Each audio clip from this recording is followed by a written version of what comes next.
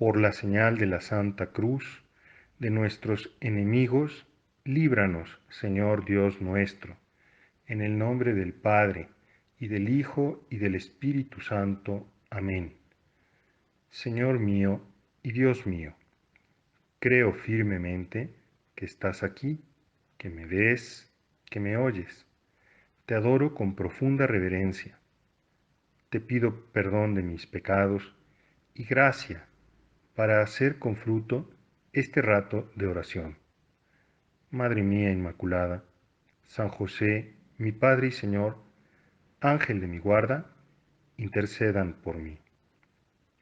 Este domingo nosotros meditábamos en la presencia del Señor, en aquella maravillosa parábola, la princesa de las parábolas, que nos enseña cómo la palabra de Dios, que no es otra cosa que Jesús mismo, es siempre eficaz, porque en sí misma la palabra tiene eficacia, pero la mayor o menor eficacia depende de la mayor o menor apertura de cada uno de los oyentes. Y el único modo para lograr que la palabra verdaderamente sea comprendida es cuando tenemos una relación personal, vital, íntima con Dios. Ayer, en cambio, nuestra meditación discurría por el camino de comprender que la vida cristiana es también una milicia, una lucha de paz, una lucha que tiene como objetivo la santidad y el arrancar los pecados, arrancar y destruir las injusticias, pero sobre todo una lucha llena de amor, constante, bien identificada, bien concreta, para ir ganando virtudes, que es una lucha alegre. La palabra de Dios en este día, que nos sirve para hacer nuestra oración, nos pone dos textos, el profeta Isaías y luego un texto del Evangelio de Mateo en el capítulo 11, que nos ayudan nuevamente a tener en cuenta estos dos temas, pero haciendo una síntesis. En efecto, el profeta Isaías dice, o Dios a través del profeta Isaías nos dice, y si ustedes no creen en mí, también ustedes irán a la ruina. No nos gusta nunca hablar de castigos, hablar de amenazas, pero es real que cuando nosotros nos cerramos a la gracia de Dios, cuando nosotros no acogemos la palabra, cuando nosotros no somos humildes para preguntar al Señor en la oración y dejar que la palabra pueda hacer en nosotros su obra, pues nosotros mismos nos estamos cerrando a la posibilidad de alcanzar esa vida plena, esa santidad, esa fecundidad que el Señor ha pensado desde toda la eternidad para ti y para mí. No es tanto la amenaza del Señor, si ustedes no creen en mí, también ustedes irán a la ruina, cuanto el hecho mismo de que el no acoger a Jesús es ya vivir en la ruina, aunque nosotros creamos que por nosotros mismos podemos tener una vida plena, una vida exitosa. No es así. El texto de Mateo, en cambio, nos habla justamente de ese discurso en el que Jesús se plantea frente a Corazaín y Betsaida, ciudades, y Tiro y Sidón, ciudades fenicias que se encuentran al norte de Tierra Santa, justamente en la frontera con lo que hoy es Líbano, y que ellos no acogieron a la palabra de Dios. Son ciudades en donde, como es lógico, hay una mezcla de culturas, de ritos, de cosas, y entonces pues la gente que está así en esas ciudades demasiado plurales tienen el riesgo de volverse un tanto relativistas. Y también, como ocurre hasta la fecha en esos lugares donde muy cosmopolitas o donde hay demasiada gente, pues también se dan cita todos los vicios. De manera es que por eso Jesús les advierte que en ella se han realizado múltiples milagros y en efecto nosotros podríamos ahorita recordar algunos de esos milagros que Jesús realizó allí. Y dice, y sin embargo ustedes no se convirtieron a partir de esos milagros. Si en Tiro y en Sidón se hubieran realizado esos milagros, desde luego que se hubieran convertido. En cambio, tú, Corazaín, tú, Betsaida, a pesar de los múltiples milagros que se han realizado en ti, no te has convertido. Y lo mismo se dirige Jesús a Cafarnaúm, esa ciudad donde Jesús nada más y nada menos pronunció el discurso hermosísimo de la Eucaristía, donde Jesús sanó a aquella hija del centurión, criado del centurión, y donde hizo tantos milagros, y esa ciudad que se sentía orgullosa y autónoma, en realidad Jesús le dice, si si los milagros que se realizaron en ti se hubieran realizado en Sodoma, y Sodoma es la ciudad por antonomasia del pecado en el Antiguo Testamento, la ciudad que no acoge a los peregrinos, la ciudad que abusa de ellos incluso sexualmente, pues Sodoma quizás estaría en pie porque se hubiera convertido, pero en cambio tú vas a ser tratada peor que Sodoma.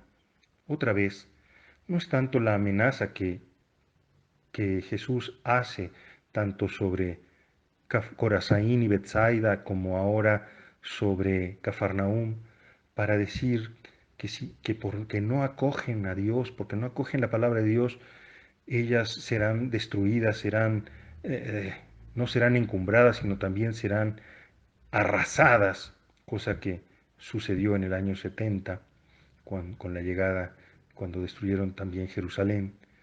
Pues en realidad, como te digo, pues ya esas ciudades ya estaban destruidas por no aceptar la palabra que les podía llevar a la plenitud, Jesús mismo. Bueno, nosotros para hoy, para nuestro rato de oración, podríamos considerar los tantos milagros que el Señor ha hecho también en nuestra vida. El primero de ellos es que estamos vivos y que tenemos la vida, y la vida es un regalo inmenso. Es maravilloso estar vivos. El segundo grande regalo que hemos recibido de Dios es el ser cristianos, quizás sin siquiera haber hecho primero mucha conciencia de ello, porque tuvimos la gracia de nacer en un hogar cristiano donde de manera muy natural nos fueron iniciando en la fe. Tuvimos la gracia de ir a un colegio católico donde los religiosos, las religiosas o aquellos hermanos nuestros, laicos como tú, estaban, pero entregados a Dios, se preocuparon de irte enseñando los rudimentos de la fe y de irte enseñando a crecer en la lucha interior. Otros dones que tenemos, pues los dones de los sacramentos, el milagro continuo de que Jesús convierte el pan y el vino en su cuerpo y su sangre.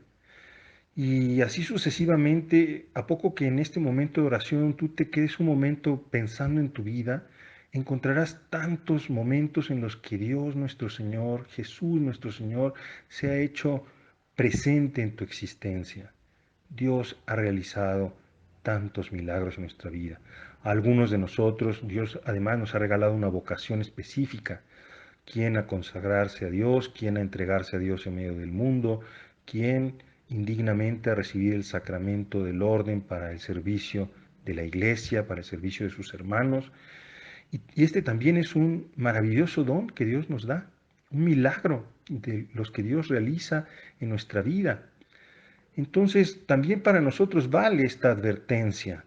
Son todas estas cosas llamadas a la conversión, llamadas a volver al Señor, llamadas a crecer en la fe, llamadas a acoger a Jesús y por lo tanto a luchar con alegría, a luchar con constancia, sin caras largas y sin tensiones, sin abrumarnos, pero a luchar para ir creciendo en virtudes por amor, en creer en Jesús cada vez más, en Dios nuestro Señor, en crecer en la fe, en la esperanza, en la caridad, en abrir nuestro corazón y nuestra vida a las mociones del Espíritu Santo para que la palabra de Dios sea eficaz en nosotros, porque en nosotros en realidad se han realizado tantos milagros que tendríamos que permanecer siempre en continua acción de gracias a Dios nuestro Señor por los tantos dones con que nos bendice cada día.